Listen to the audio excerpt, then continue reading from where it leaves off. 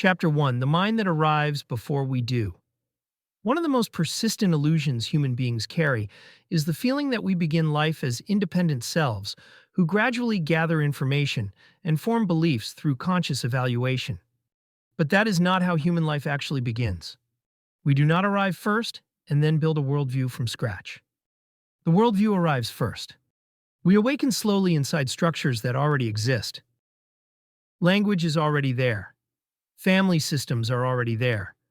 Cultural assumptions are already there. Emotional norms are already there. Religious frameworks, social expectations, political instincts, inherited fears, ideas about success, gender, morality, belonging, ambition, love, status, and meaning. All of these surround us long before we possess the ability to critically examine any of them. Before we consciously choose, we absorb. This is not a flaw in human development, it is the condition of human development. No child could survive while independently evaluating every assumption presented to them. Human beings are profoundly social creatures. We learn first through imitation, emotional attunement, reward, punishment, repetition, and belonging. Long before we know how to reason abstractly, we are already learning what feels safe, what feels dangerous, what earns approval, what risks rejection, and what kinds of behavior allow us to remain connected to the people and groups upon whom survival depends. The child does not experience these inherited structures as worldviews. The child experiences them simply as reality. And because these early structures arrive before conscious examination, they often become psychologically invisible. People rarely experience their deepest assumptions as assumptions. They experience them as obvious truths about the world itself. A person raised inside one culture may see their norms as natural. A person raised inside another may see entirely different norms as equally self-evident. Political instincts, religious assumptions, emotional habits, concepts of individuality, ideas about authority, notions of masculinity and femininity, even attitudes toward time, work, guilt, freedom, or community. Many of these are absorbed so early and reinforced so consistently that they begin to feel indistinguishable from reality itself. This is one reason genuine self-examination is so difficult. We cannot easily question what we cannot easily see. A fish may not notice water because water is not merely around it.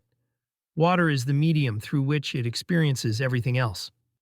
Human beings often relate to culture, tribe, and inherited worldview in much the same way, and yet most people experience themselves as independently thinking individuals. This is where the strange paradox of human consciousness begins to emerge. We are capable of reflection, choice, creativity, and self-awareness. Human beings are not robots mechanically determined by their environment. But neither are we blank slates rationally constructing ourselves from pure reason. We are shaped long before we become aware enough to participate consciously in that shaping. The independent self is therefore partly real and partly illusion. Real because human beings genuinely possess the capacity for reflection and increasing self-awareness. Illusion because much of what we call our self was assembled before we consciously arrived to examine it. This tension sits near the center of the human experience. Most people prefer not to think too deeply about it because it destabilizes the comforting sense that we are fully self-authored. It is emotionally easier to believe our beliefs emerged entirely from objective reasoning, our desires from authentic individuality, and our worldview from detached evaluation. But once we begin observing human beings carefully, including ourselves, another picture gradually appears. People tend to inherit not only ideas but emotional orientations toward ideas. Entire categories of thought may feel attractive or threatening before conscious analysis even begins. Some individuals are raised to distrust authority, others are raised to seek it. Some inherit emotional comfort around tradition, others around rebellion. Some are rewarded for conformity, others for performance, others for caretaking, others for emotional suppression.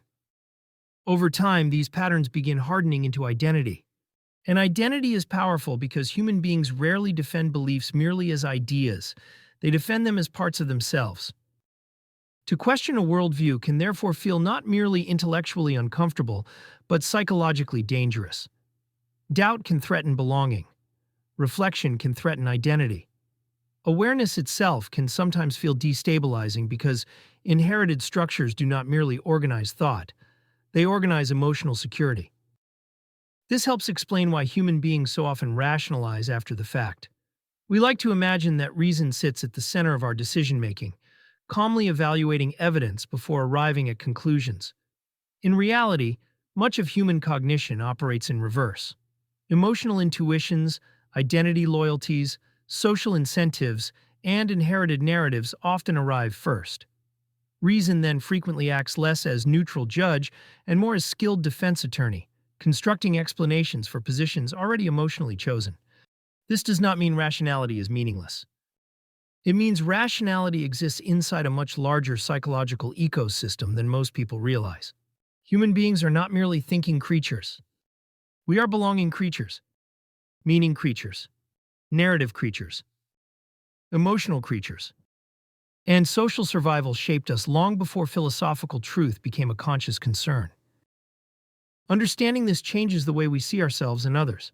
It softens simplistic moral judgments. It reveals how much of human behavior emerges from inherited structures rather than deliberate malice.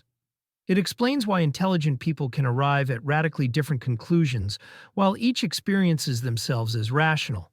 It helps illuminate why ideology, tribe, religion, politics, and culture possess such emotional power over the human psyche. But perhaps most importantly, it introduces a humbling realization. Much of the mind arrives before we do. And the work of the examined life begins when we gradually become conscious enough to notice the house we woke up inside.